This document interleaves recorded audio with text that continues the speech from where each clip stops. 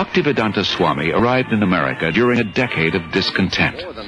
There's widespread dissatisfaction with America's war in Vietnam and with what some consider her racist, exploitative dealings at home and abroad. Disillusioned by the establishment, the youth create a counterculture of their own. Around the time Bhaktivedanta Swami came, waves of Americans are breaking away from the status quo, searching for an alternative. For a short time, Bhaktivedanta Swami lives in the Bowery in a loft given by a friend. Mukunda Goswami, who was attending his classes at this time, tells of their first meeting. He wore very thick glasses and had a big Sanskrit book spread out before him. His voice was very deep and resonant. He spoke with great authority, and the Sanskrit shlokas he spoke were very beautiful, very melodious.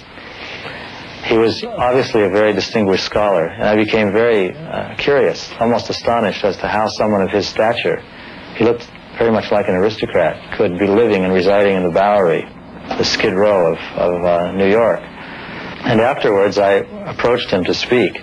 I was standing and he was sitting on his small dais, so he was looking up at me, and he had the look of a very happy, innocent young child. And I could see that he actually had all the time in the world for me.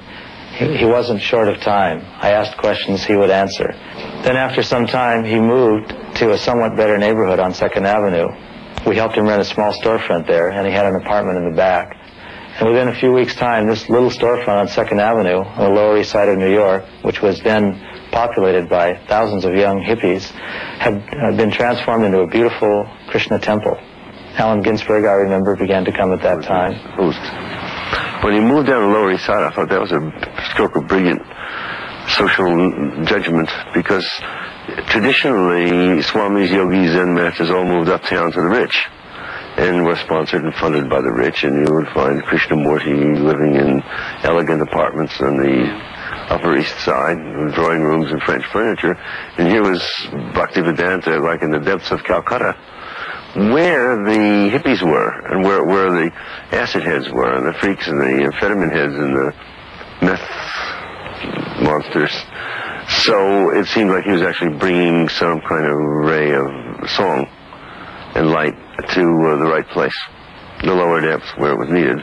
And where, of course, the Lower East Side was the intellectual center in certain respects, in art and in advanced spiritual vibrations, particularly in the 60s. So it seemed a historically just move on his part.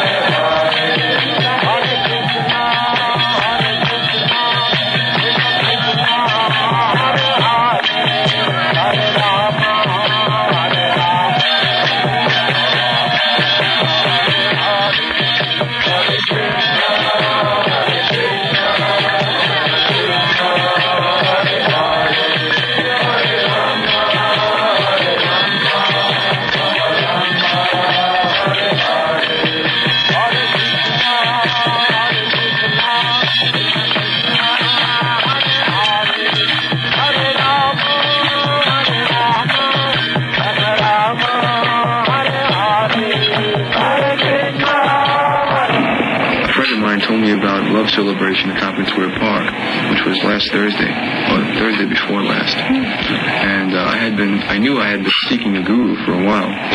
So Krishna sent me there, and I was there. And after meeting some of the initiates, I knew that the Swami really had to be into something. I came here in America in September 1965. I was wandering in the street, and some of the boys saw me, and gradually they came to me. My mission is to preach the philosophy of Lord Chaitanya, chanting Hare Krishna, Krishna Krishna, Hare Hare, Hare Rama, Rama Rama, Hare Hare. This transcendental vibration will cleanse the dirty things of the mind. It doesn't matter what he is. This transcendental vibration is equally appealing to everyone without any question of language, nationality, creed or caste, because it is coming forth from the depth of the soul. Krishna was all along preparing something, Bhaktivedanta Swami later wrote, and he brought you to me one by one, sincere boys and girls, to be trained in Krishna consciousness. Now I can see that it is a miracle. Otherwise, one old man with only a few books to sell for barely getting food, how could he survive? What to speak of introducing a God-conscious movement in a materialistic society? For Bhaktivedanta Swami, these are happy days. Singing and speaking with the vigor of a young man, he brings the Hare Krishna movement into the public eye by chanting in the parks, by distributing Back to Godhead magazine, by holding free